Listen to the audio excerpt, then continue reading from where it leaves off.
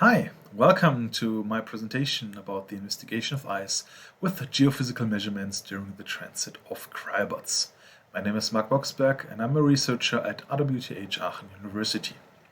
We, that is the Chair of Methods for Model-Based Development in Computational Engineering, are part of the Triple project that has the aim to develop concepts for exploring subglacial lakes and oceans. The icy moons of our solar system, for example Europa and Enceladus, are possible targets for the search of life, extraterrestrial life outside of Earth. They, especially Europa and Enceladus, are believed to have liquid water below their icy crust and some potential for habitability. To access the global oceans, we need cryobots that can melt through the ice and investigate the global ocean below afterwards. But also we can investigate the ice during the transit. And here I want to show you our idea about using acoustics, conductivity measurements, and to use the observed melting velocity and invert it for ice parameters. But there is more. For example, radar that could be used to investigate the ice. One idea that we have is to use additional reference stations with acoustic emitters.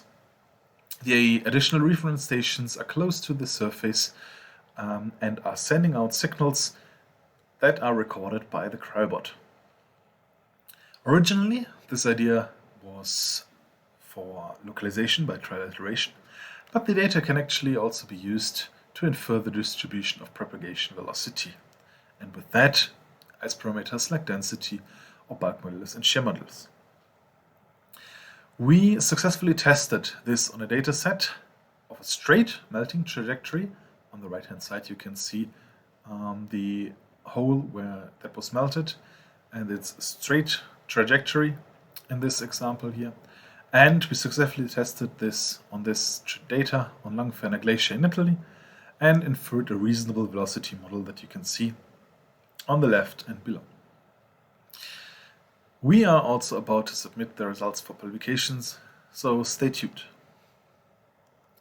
The second measurement that we might use is electrical conductivity measurements. We can have different sensors on the cryobot. For example, this conductivity sensor. Here on the left-hand side, you see the technical concept.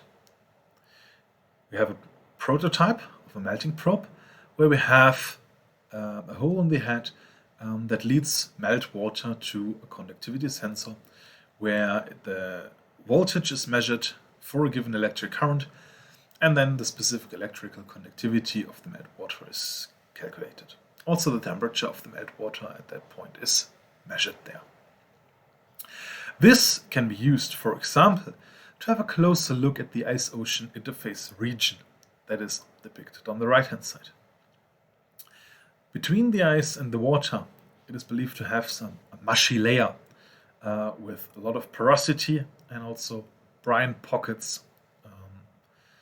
And it can be used, the conductivity measurements can be used to infer the porosity if you know the ice temperature and the composition of salts and the salinity, because it's believed that the porosity, salinity, and temperature are in equilibrium in this mushy layer.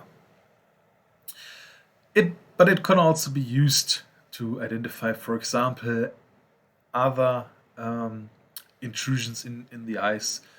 For example, on Earth, when you do measurements on ice cores with the conductivity measurement, then you can infer, for example, annual layers. You can also see volcanic eruptions and stuff like that.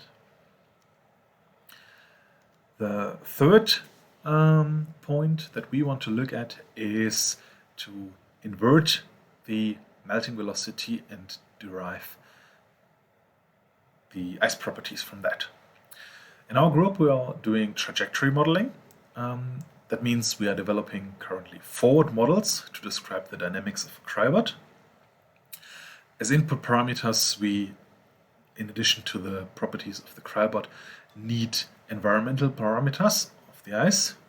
That is especially temperature and density, but also thermal conductivity, heat capacity, latent heat, and viscosity.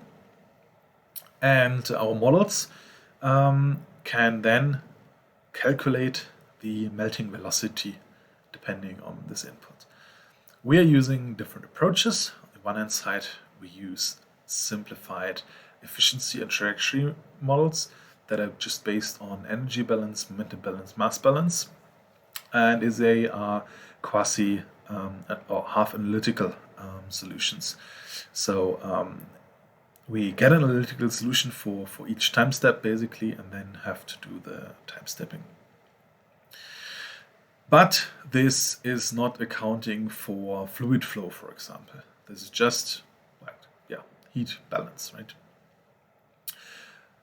So if we also want to account for the convection and fluid flow, we need more advanced high fidelity models that are, however, computationally more demanding, right?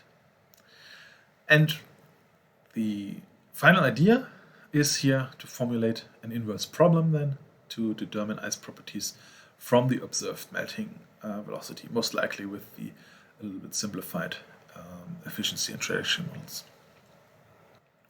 And with that, I already want to thank you for your attention, and stay tuned for more information about our research.